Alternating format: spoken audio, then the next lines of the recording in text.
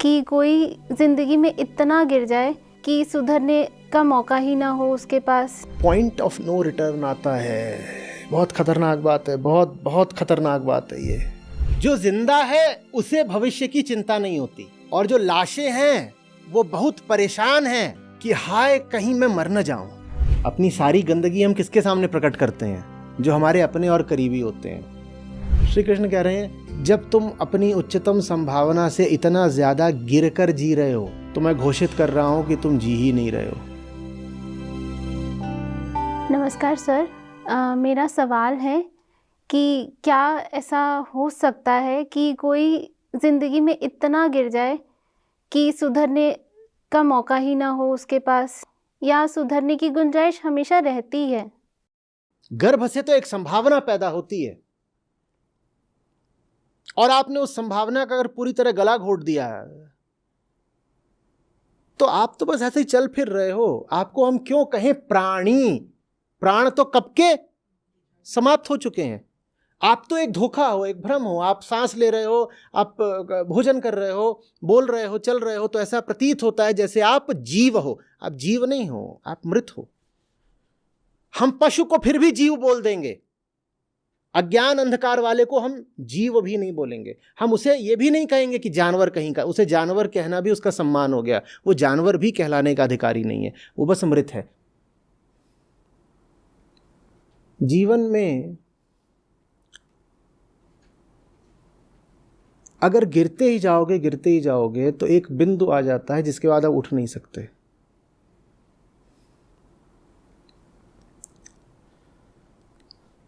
मनुष्य एक संभावना ही होता है ना जो पैदा होती है। अगर आप गलत निर्णय लेते ही जाओ और गलत कर्म का अभ्यास करते ही जाओ तो एक बिंदु आता है जिसके बाद आप सही होना भी चाहो तो नहीं हो पाओगे। क्योंकि अगर वो बिंदु ना आया होता तो कृष्ण ये नहीं कहते कि वध कर दो। कृष्ण कहते अरे अभी भी संभावना है, क्या पता दुर्योधन सुधर जाए, क्या पता सुधर ही जाए। नहीं, एक बिंदु ऐसा आ जाता है जिसके बाद नहीं सुधरोगे, या सुधरने की संभावना बिल्कुल इतनी न्यून हो जाती है कि उसको न्यून नहीं बोलना चाहिए, शून्य बोलना चाहिए। इतनी न्यून हो जाती है। बहुत बड़ी बात है ये, बहुत बड़ी बात है। ये वो स्थिति है जब चिकित्सक बोलता है मरीज से ऑक्सीजन हटा दो। हालांकि टेक्निकली वो जो मरीज है अभी जिंदा है, पर चिकित्सक कहता है इसके बचने की संभावना अब 1/1 करोड़ हो चुकी है, हटाओ, ऑक्सीजन हटा दो। और वास्तव में अगर ऑक्सीजन वगैरह ना हटाया जाए तो मेडिकल साइंस वहां पहुंच चुकी है जहां कोई नहीं मरेगा, क्योंकि मशीनें ऐसी आ गई हैं जो आपको कृत्रिम रूप से महीनों सालों तक जिंदा रख सकती हैं। आपका दिल धड़काया जा सकता है कृत्रिम रूप से, आपके फेफड़े चलाए जा सकते हैं, आपका रक्तचाप प्रबंधित किया जा सकता है, आपके जो बाकी सब काम हैं, आपकी किडनी हट गई हैं, डायलिसिस कर दिया जाएगा आपका, आपको कृत्रिम रूप से जिंदा रखा जा सकता है।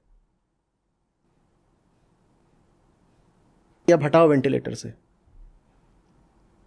क्योंकि मरीज वहां पहुंच जाता है जहां अब उसको बचाया नहीं जा सकता। पूरा प्रयास कर लेते हैं डॉक्टर, पूरी जान लगा देते हैं, उसके बाद ही ये कहते हैं, और सब जो उसके परिजन होते हैं उनको बुला लेते हैं, उनको पूरा समझा देते हैं, और फिर उनकी राय से कहते हैं कि अब हम हटा रहे हैं, अब आप इनको ले जाइए, बचेगा नहीं। एक पॉइंट ऑफ नो रिटर्न आता है। बहुत खतरनाक बात है, बहुत बहुत खतरनाक बात है ये, पॉइंट ऑफ नो रिटर्न। उतना मत गिर जाइए कि फिर उसके बाद आपको कोई कृष्ण भी न बचा पाए।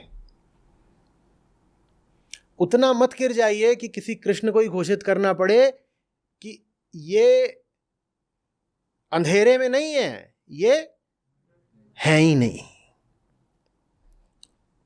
ये चलती फिरती लाशें घूम रही हैं। अर्जुन, तुम क्यों संकोच कर रहे हो इनको गिराने से? प्राण तो मैं हूं और मैं तुम्हारे साथ खड़ा हूं अर्जुन। इन्होंने तो प्राणों का कब का त्याग कर दिया। मनुष्य के लिए याद रखिए, प्राण का वही अर्थ नहीं है जो शेर या हिरण के लिए, शेर या हिरण के लिए प्राण का क्या अर्थ है? प्रकृति। और मनुष्य के लिए प्राण का क्या अर्थ है? चेतना। जीव अगर सांस ले रहा है, चल फिर रहा है, खा पी रहा है, तो उसको बचाना पड़ेगा हमको। हमें कोई अधिकार नहीं हम उसे मार दें।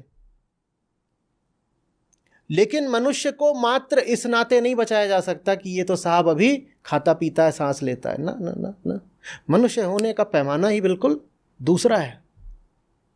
मनुष्य सम्मान का, यहां तक कि बचाने का यानी संरक्षण का भी अधिकारी तभी है जब वो चेतना से जिंदा हो। पशु को शरीर से जिंदा होना है और मनुष्य को चेतना से। और जो चेतना से जिंदा नहीं है, अर्जुन मार दो। हम जीव कहलाने के अधिकारी हैं कि नहीं हैं, वो इसी से तय होगा कि हमारी चेतना की ऊंचाई कितनी है। चेतना की ऊंचाई कैसे निर्धारित होती है? एकदम सीधी सी कसौटी है, पशुता से दूरी कितनी है, बस यही है। चेतना की ऊंचाई कोई खोखला मुहावरा नहीं है।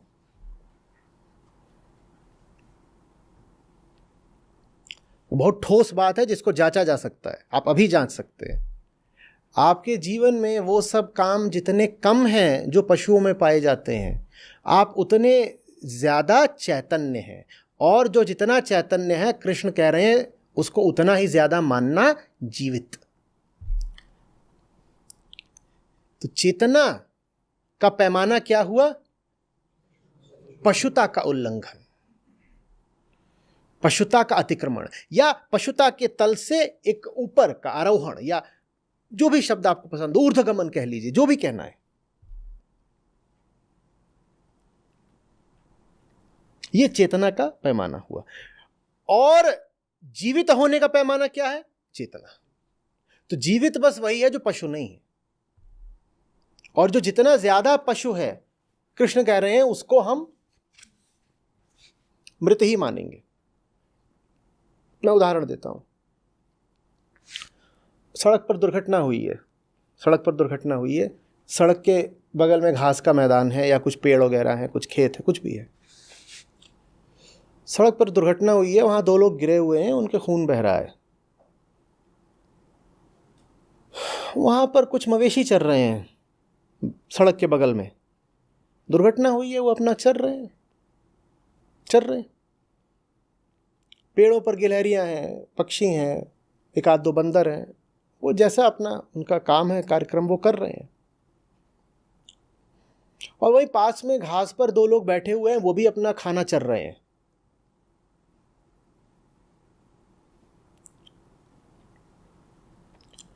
पशुओं को हम कुछ नहीं कहेंगे, पर इन इंसानों को माफ नहीं करा जा सकता। सड़क पर दुर्घटना हुई है और सड़क के बगल में 2 भैंसें हैं, गायें हैं या अन्य कोई, वो अपना चर रहे हैं घास। हम शिकायत नहीं करेंगे कि तुमने क्या गलत करा, ये देखो यहाँ पे लोग पड़े हुए हैं, उनके चोट, खून बह रहा है और तुम यहाँ घास चर रहे हो। हम कुछ नहीं कहेंगे उनसे। क्या कहेंगे? हमें बुरा लगता है कि यहाँ ये घोड़ा था या भैंस थी, ये हमको बचाने नहीं आए, बुरा लगता है क्या? कह रहे तुम कुछ नहीं कर सकते थे तो आकर के अपनी जीभ से हमारा घाव चाट देते, क्या पता। ऐसा तो हम कोई अपेक्षा नहीं रखते। लेकिन वहीं बैठ के 2 मनुष्य भी चर रहे हैं और चरे जा रहे हैं, तो उनको आप क्या बोलोगे? कृष्ण कह रहे हैं पशु मत बोल देना उनको, पशु मत बोल देना। पशु बोलोगे तो ये आपने उनका अकारण सम्मान कर दिया और पशुओं का अपमान कर दिया। ये पशु कहलाने लायक नहीं है, ये मृत है, ये मृत है, ये मृत है। समझ में आ रही है बात? एक पेड़ पर फंदा लगा करके कोई किसान आता, आत्महत्या कर लेता है। वो बहुत दुखी है, वो ज़्यादा कुछ नहीं, उसको कोई अगर 1-8 लाख दे देता तो उसकी जान बच जाती। किसानों पर बहुत लंबे चौड़े जो कर्ज हैं होते भी नहीं, और कर्जों को लेकर जो आत्महत्याएं होती हैं वैसे ही होता है, 1 लाख 2 लाख।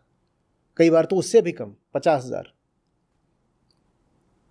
आप उसको 1,00,000-2 लाख दे, उसकी जान बच सकती है। वो पेड़ से लटक रहा है, आप पेड़ को कभी दोषी मानते हो? आप कहते हो कि ये पेड़ चाहता तो इसको बचा सकता था?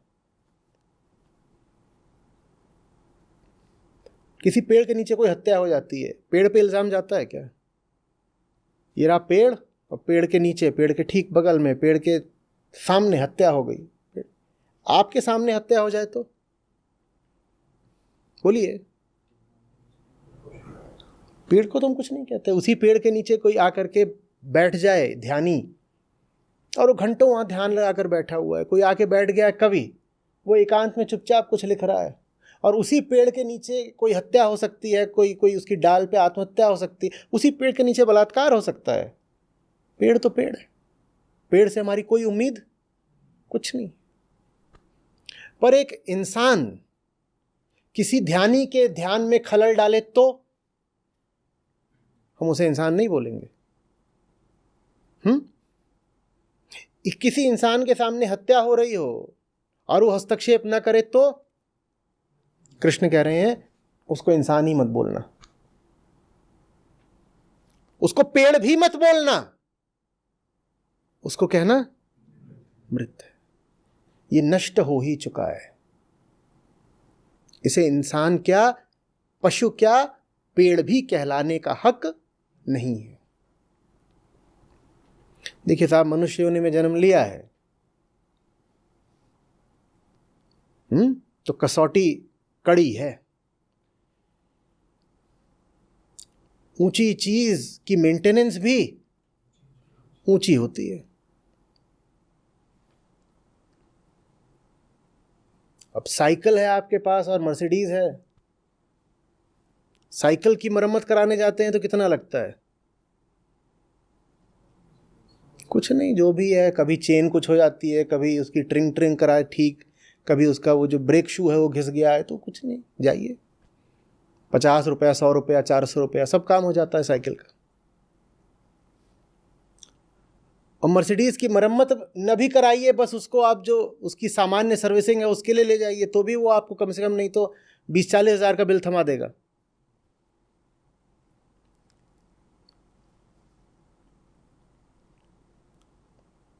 तो अगर सब जीवों को वाहन माना जाए तो मनुष्य मर्सिडीज है। उसका रख रखाव जो है वो महंगा होता है। मनुष्य कहलाने की पात्रता कोई एक तयशुदा निश्चित चीज नहीं होती, डिग्री की तरह की डिग्री मिल गई, अब जन्म भर के लिए कहलाओगे डॉक्टर, या जो भी हो गए हो, इंजीनियर की डिग्री मिल गई है तो कहलाओगे ही। आप मनुष्य हो कि नहीं, ये आपको प्रतिपल साबित करना पड़ता है। और साबित कैसे किया जाता है? चेतना की ऊंचाई के प्रदर्शन से। इंसान होना बड़ी महंगी बात है। हमें इतना तो बता दिया ज्ञानियों ने, हम मुस्कुरा रहे होंगे बता करके, कह रहे होंगे कि जो समझेगा वही जानेगा कि पूरी बात के लिए हीरा जन्म अमोल है। अच्छा, हीरा जन्म तो है, पर हीरा जब मिलता है तो उसके दाम भी तो चुकाने पड़ते हैं। पशुओं को हीरा, बोलिए ना, साथ में चलिए तो मुझे भी लगता है कि समझ रहे हैं नहीं समझ रहे हैं क्या। मनुष्य, पशुओं को तो हीरा मिला ही नहीं है, तो उन्हें फिर दाम भी नहीं चुकाने, उन्हें मिला ही नहीं हीरा। हीरा जन्म किसको मिला है? तो दाम भी हमें, और दाम नहीं चुकाओगे तो हीरे का क्या होगा? और जब हीरा हट जाएगा तो कहिए, हीरा जब था तो आपको मनुष्य बोलते थे, जब हीरा हट गया है तो आपको क्या बोले? ए पशु, बी पेड़, सी कुछ और, क्या बोले? कुछ और। श्री कृष्ण यही कह रहे हैं यहाँ पे, जिसने अपने हीरे का दाम नहीं चुकाया वो लाश है। हम इतनी भी रियायत नहीं करेंगे कि तुमको बस जीव बोल दें, कि जानवर बोल दें। न जीव हो न जानवर हो, तुम चलती फिरती लाश हो। अर्जुन, लाशें हैं, गिरा दो। अर्जुन ये उसी दिन लाश हो गए थे जिस दिन इन्होंने मुझे ठुकराया था। यहाँ पे कह रहे हैं ना कि जो मेरे मत का अनुष्ठान नहीं करते वो नष्ट ही हैं। जिस दिन इन्होंने मेरे मत का अनुष्ठान माने स्वीकार करके उसको कार्यान्वित करना, जिस दिन इन्होंने मेरे मत का अनुष्ठान करने से इनकार किया था, ये उसी दिन मर गए थे। तुम थोड़े ही मार रहे हो अर्जुन इनको, हिंसा का है। अगर ये बात हमें समझने में अड़चन हो रही है तो इसकी वजह कहीं ना कहीं ये है कि हम भी बहुत हद तक उन्हीं लोगों जैसे हैं जिनको कृष्ण लाश कह रहे हैं। हम सभी, तो हमें बुरा तो लगेगा। कोई भरोसा नहीं कि हम होते तब और कौरवों और पांडवों के मध्य चयन करने की बारी आती तो हम किधर खड़े होते। कुछ बहुत एकदम पक्का नहीं है, कह नहीं सकते। चाह मैं यही रहा हूं कि हम सब यहाँ गीता में बैठे हैं, श्री कृष्ण को सुन रहे हैं, तो हम यही कहें कि हम सब पांडव पक्ष में ही खड़े होते, पर कुछ भरोसा नहीं है।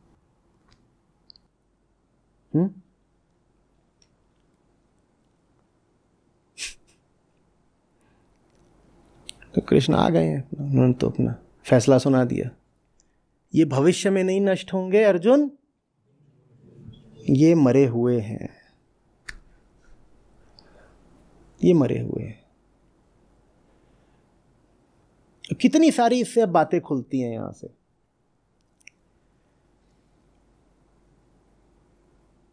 जो जिंदा है उसे भविष्य की चिंता नहीं होती, और जो लाशें हैं वो बहुत परेशान हैं कि हाय कहीं मैं मर न जाऊं।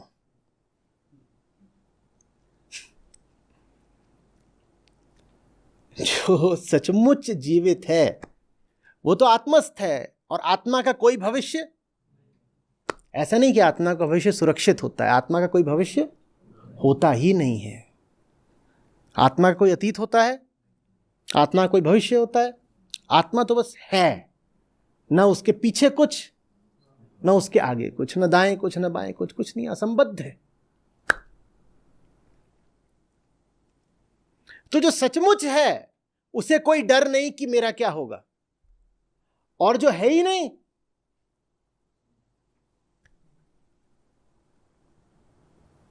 वो है ना कहानी भिखारी वाली, उसको जितनी बार बोलता हूं मुझे उतना रस आता है। बहुत परेशान था भिखारी, बहुत परेशान था। तो क्यों इतने परेशान हो? हर बार नए नए तरीके से सुनाता हूं। तो वो जो भिखारी है वो मन है, और उसके जो दोस्त हैं वो इंद्रियां हैं। तो बोल रहा है कि उसके 3 दोस्त हैं, एक अंधा, एक हकला और एक बहरा। इंद्रियां, सब विकार युक्त इंद्रियां। कहने को आंखें होती हैं पर कुछ देख कहां पाती हैं। ये जो कुछ आंखें देख लें वो माया। तो भिखारी बहुत परेशान, बहुत परेशान, भागा जा रहा है इधर उधर एकदम बदहवास। किसी ने पूछा क्या हुआ भाई, कैसे? तो बोलता वो मेरा एक दोस्त है और उसने बताया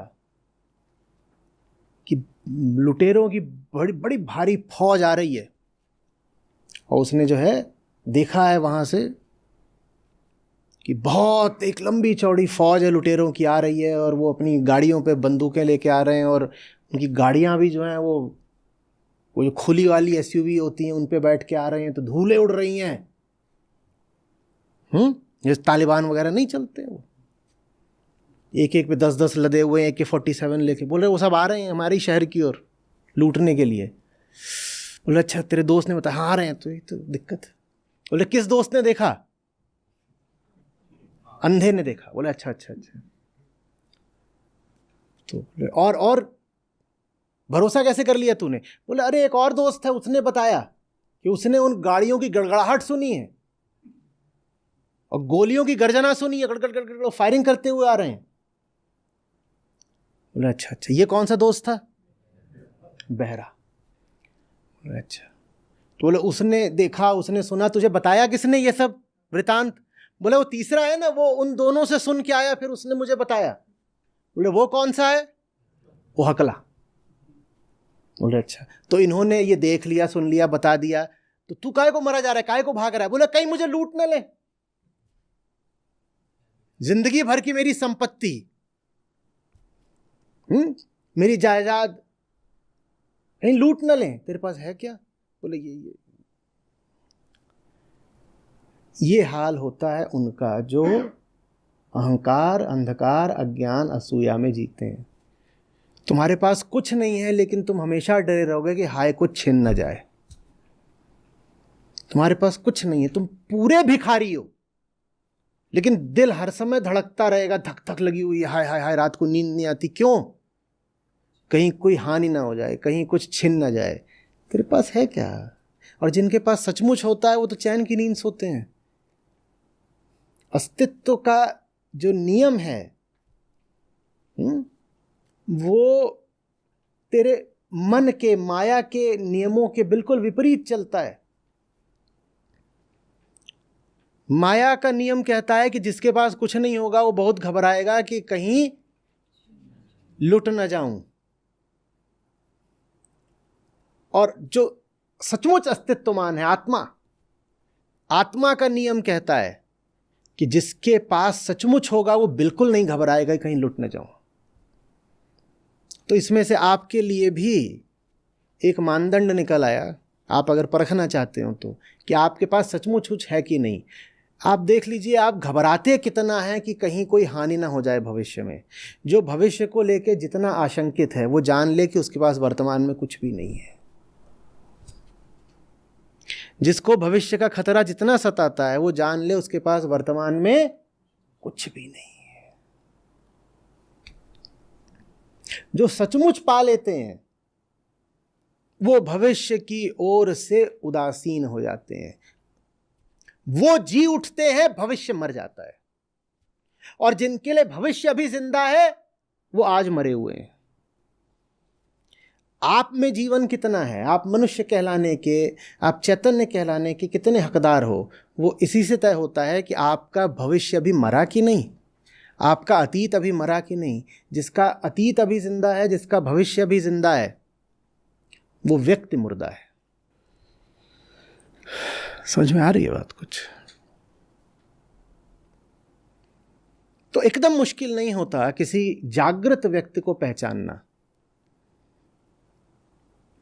आपको बस इतना करना है कि उसके साथ थोड़ी बातचीत छेड़ दीजिए भविष्य के बारे में। जागृत व्यक्ति से आप भविष्य के बारे में बातचीत छेड़ देंगे, वो 1-2 मिनट बोल के चुप हो जाएगा, उसके पास कोई कहने को कुछ होगा ही नहीं। हाँ, आप पृथ्वी के भविष्य के बारे में बात करेंगे तो 2080 तक की बात कर सकता है। आप तारामंडलों की और आकाशगंगाओं की बात करेंगे, आप कॉस्मोलॉजिकल स्तर पर बात करेंगे तो वो बहुत बहुत आगे की भी बात कर सकता है।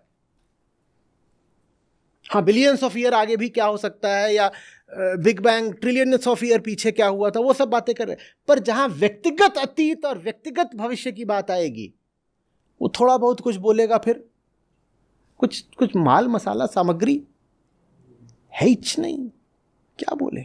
अतीत के बारे में तो फिर भी कुछ बोल सकते हैं। कैसे? स्मृति से। आप पूछेंगे छठी में कहाँ पढ़े थे, छठी में कौन सी टीचर थी, कौन से वहाँ पे तुम्हारे दोस्त थे, बता देगा। स्मृति की बात है वो तो ठीक है। लेकिन अतीत के बारे में भी ये नहीं होगा कि आप 10 घंटे उससे आप चर्चा कर पाएं। उसके पास अगर सामग्री होगी भी मानसिक तो वो ऊब जाएगा, कहेगा कि let's move on to something more interesting. ये क्या मतलब, मेरा अतीत क्या हुआ था पहले, फिर क्या हुआ था, क्या हुआ था। ठीक है, 10-12 मिनट, आधा घंटा बात कर ली। अब ये कोई उचित सम्यक विषय है ही नहीं चर्चा का। और भविष्य को लेकर के तो वो एकदम ही कुछ ना बोल पाए। ये एक जागरूक चेतना की निशानी है। आप उससे उसके भविष्य की बात करेंगे, वो मूक पड़ जाएगा, वो आपका मुंह तकेगा, भौचक्का, कहेगा ये क्या विषय छेड़ दिया, हम नहीं जानते। आप उससे पूछेंगे व्हाट नेक्स्ट। आपके लिए ये बहुत सामान्य सवाल है, इसी सवाल पर हम जीते हैं। बचपन से इसी की हमको खुराक दी गई है क्या? आप एक जागरूक व्यक्ति से पूछ देंगे व्हाट नेक्स्ट, वो अचकचा जाएगा। वैसे क्या क्या पूछती है, क्या पता, हमें नहीं पता। आप उससे ये पूछ सकते हैं, हाँ अच्छा कल क्या कर रहे हो, परसों क्या कर रहे हो, एक हफ्ते का पूछ लीजिए, एक महीने का पूछ लीजिए। लेकिन जहां आप बहुत आगे जाने लग जाएंगे वहां वो लड़खड़ाना शुरू कर देगा। उसका भविष्य अनायोजित है, क्योंकि उसके भविष्य से उसको उदासीनता है।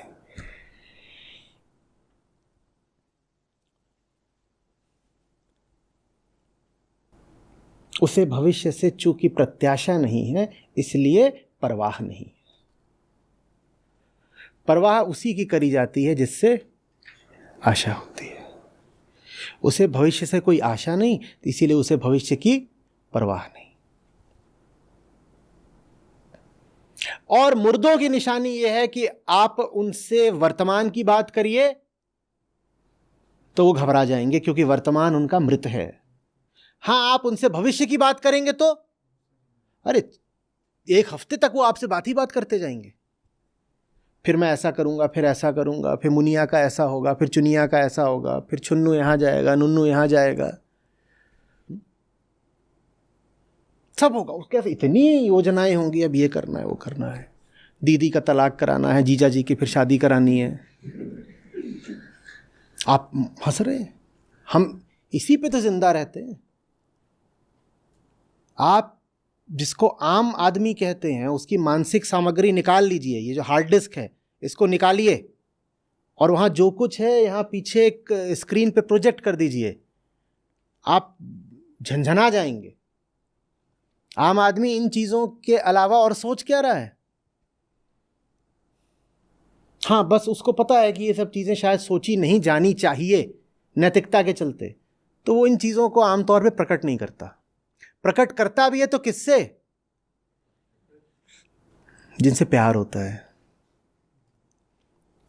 अपनी सारी गंदगी हम किसके सामने प्रकट करते हैं? जो हमारे अपने और करीबी होते हैं।